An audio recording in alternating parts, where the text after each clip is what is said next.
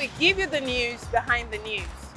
There is a looming crisis in the education sector over the mass exodus of teachers. The president of the Academic Staff Union of Universities, ASU, Professor Emmanuel Oshodeke, recently said thousands of lecturers are leaving universities across Nigeria daily. It's like a teacher migration party and everyone is invited. ASU chairman at the Usmanu Danfodio University, Sokoto, said about 100 lecturers have left the university, while the union at the Federal University of Gusau, Zamfara, disclosed that the institution is in need of about 1,000 lecturers to fill the vacancies created by those who had left. Earlier this year, the country was in uproar because medical doctors, thousands of them, were leaving the country in droves. They're still heading out, by the way, heading abroad for better opportunities. And who can blame them? In Nigerian parlance, if na you unko, especially when you're dealing with strikes, poor salaries, and uncertain economy. Now, this teacher exodus isn't just a minor inconvenience. It's a full-blown crisis. It's no news that Nigeria has the highest number of out-of-school children in the world. It's like we're leading the pack in a race that no one wants to win. So what's the lesson here? It's time for Nigeria to invest more in education and create an environment where teachers, lecturers feel valued and supported. At number 2, according to the Constitution, the health of a person aspiring to hold the office of governor of a state is a crucial factor.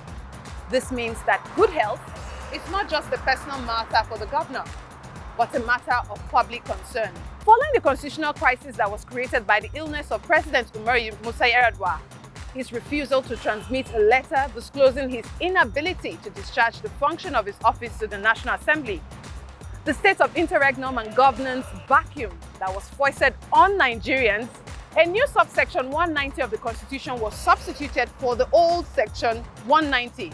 The amendment now compels a governor to transmit a communication of unavailability or incapacity to discharge the function of his office to the Speaker of the House of Assembly within 21 days, failing which the Speaker of the House of Assembly shall mandate the Deputy Governor to act as governor, pending when the governor transmits a letter to the Speaker of the House of Assembly that he is available to resume his functions.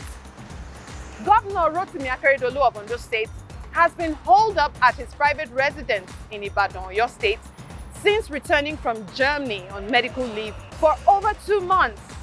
And citizens of Ondo are asking, why is the governor holding executive council meetings in a different state when his own state is not unsafe? It's a valid question, right? There's been a lot of hush-hush conversations around this. And so some prominent people in the state and across the Southwest region had a closed-door meeting with President Bola Ahmed Tinubu on Friday to intervene in the crisis arising from the governor's ill health. Friday's meeting was supposed to declare him incapacitated and swear in his deputy governor, Lucky Aiyedatiwa.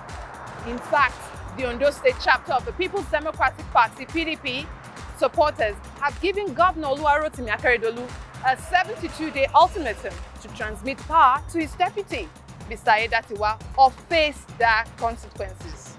It has come to this. The governor should prioritize the well-being of the state and its people.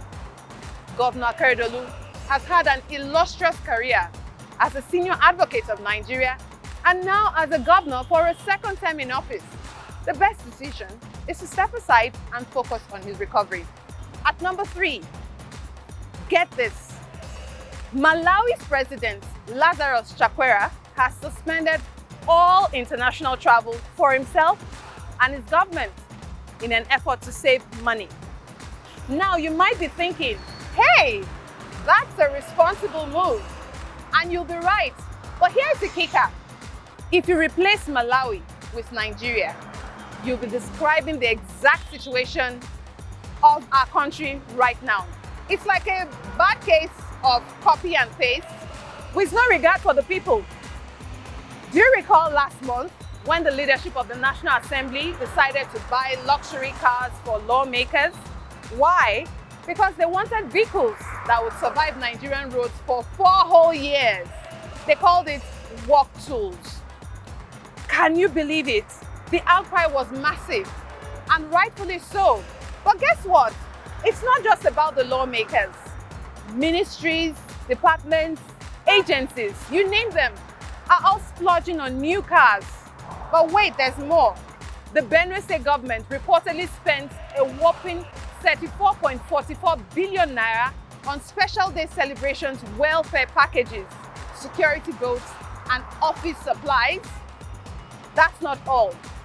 Borno, Cross River, Delta, Ebonyi, Ekiti, Enugu, Gombe, Imo, Jigawa, Kaduna, Kano, Katsina, Kebbi, Kwara, pretty much almost all the governors in Nigeria have all had their fair share of frivolous spending. They've collectively thrown away billions of naira on unnecessary items. And it seems like the mismanagement and diversion of public funds are becoming a national pastime. I don't know about you, but when I hear about all this wasteful spending, it makes my head spin. It's like a never-ending cycle of greed and incompetence. We need leaders who prioritize the needs of the people and manage public funds responsibly. That's it on True News. Leave us your comments. We certainly would like to hear back from you. Follow us on all our social media platforms at Rootstv Nigeria.